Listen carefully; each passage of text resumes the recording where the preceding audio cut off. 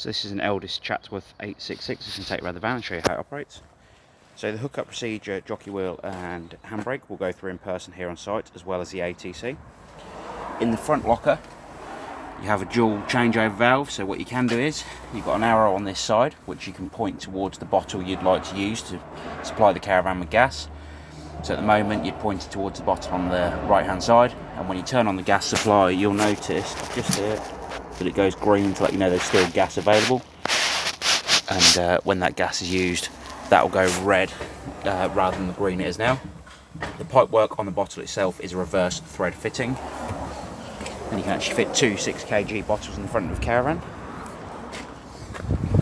You've got your wind down leg just down the side here. Again, we'll demonstrate those while you're here on site. There's one on each side of the front of the van for that. You've then got your water pump connection on the side of the van, which I will talk more about in a moment when we go inside the van. But there's two cutouts on either side of the pump at the bottom, and they'll push in, as you can see, with the two connections at the bottom there. You've then got your battery box and mains hookup lead. So the mains hookup lead goes to the power supply that's on site, and then your battery will run the 12 volt lighting on board the van, and the charging system will charge that if you're connected to the car and if you're connected to the power on site. On this particular van, no motor mover, so we'll torque the wheel nuts before you leave site, just to show you they've been tightened correctly, and we'll get you to sign a document to say that you've seen this been done.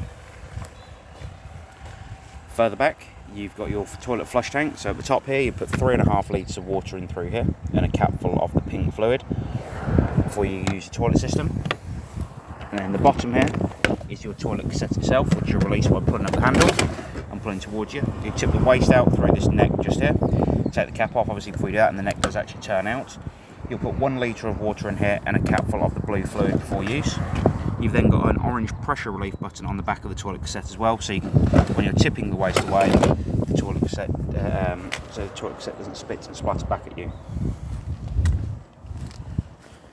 On the back of the van, on either side, you've got your wind down legs, as you can see. Again, we'll demonstrate these, and these will be down for the purpose of the handover. One of them will be at the back of the van. You've got then your under bunk storage at the rear of the Caravan. Just open it up by pressing the buttons on each side, and that will allow you to open the cassette up. We've then got your fridge vents to allow hot air out the side of the van. The wheel nuts will torque, again, as I said, on the other side of the van, so you can see they've been tightened correctly. You've then got your Truma blown air vent, so essentially this vent here will allow hotter air into the awning, so you've got some warm air in there when you've got the heating on. The locker at the front of the van on the door side is for under the seat storage at the front, so as you can see, you've got the seating inside at the front, which you'll be able to access the storage from just here. Again, then you've got your leg, wind down leg, and your barbecue gas point at the front of the Caravan. Inside of the van, well, the main door, we have the main control panels for the Caravan. You'll need to turn all of these on for the power to come on inside of the Caravan at the top, all 3 switches. And then you've got your control panel for your heating and hot water below that.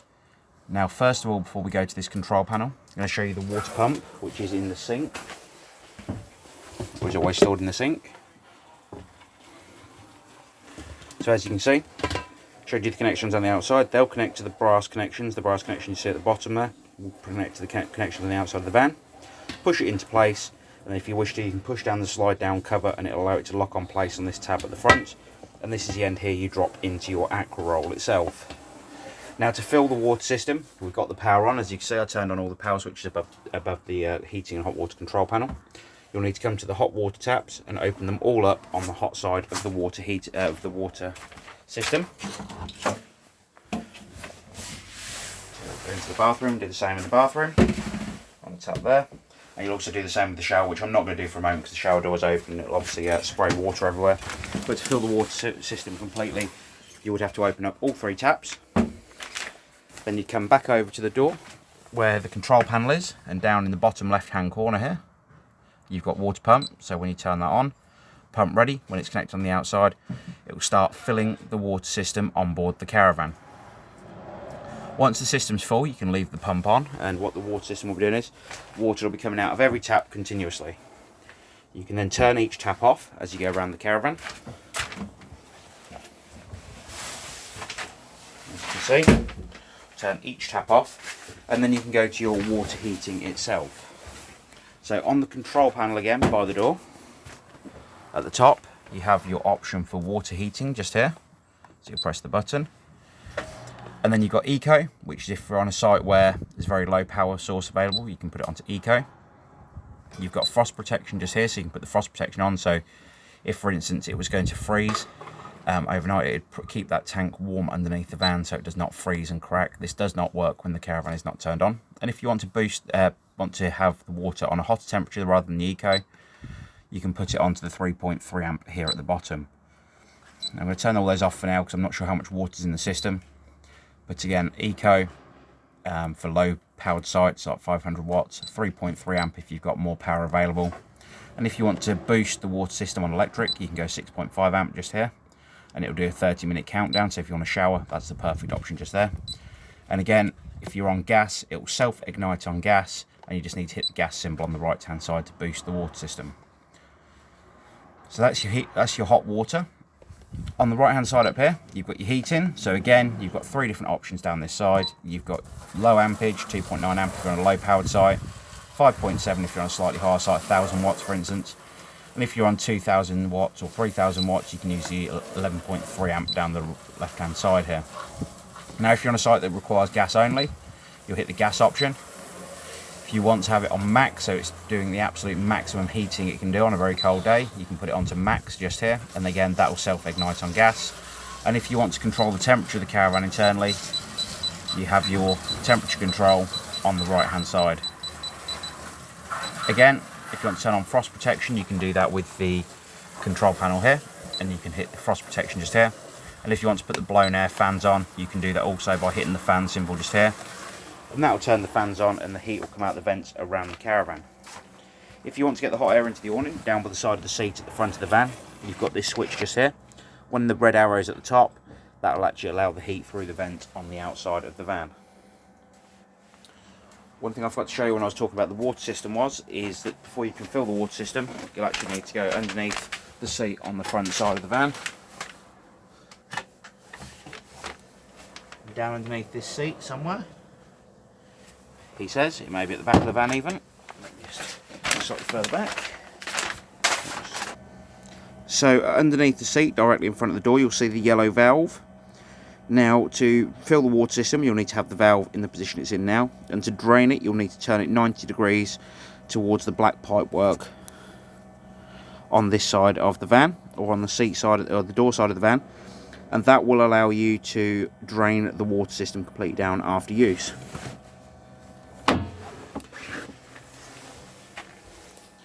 Going to go to the cooker next. The cooker and hob works very much the same as your household. The electric ring at the back on the grill, hob sorry, will only work when you're on 240 mains.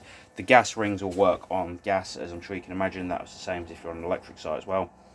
And then you've got your grill and oven, which again only work on gas.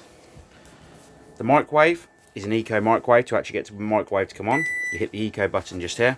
And we do advise while you're travelling to remove the microwave plate from inside the microwave and store it in the front drawer, for instance, of the Caravan. Just so if you're travelling down the road and the microwave plate bounces about and it pops the door open, it's not going to come out and hit the doors on the opposite side of the van. With the fridge, you've got power on. Now as you can see at the moment, it's trying to ignite on gas. The gas bottle is actually turned off.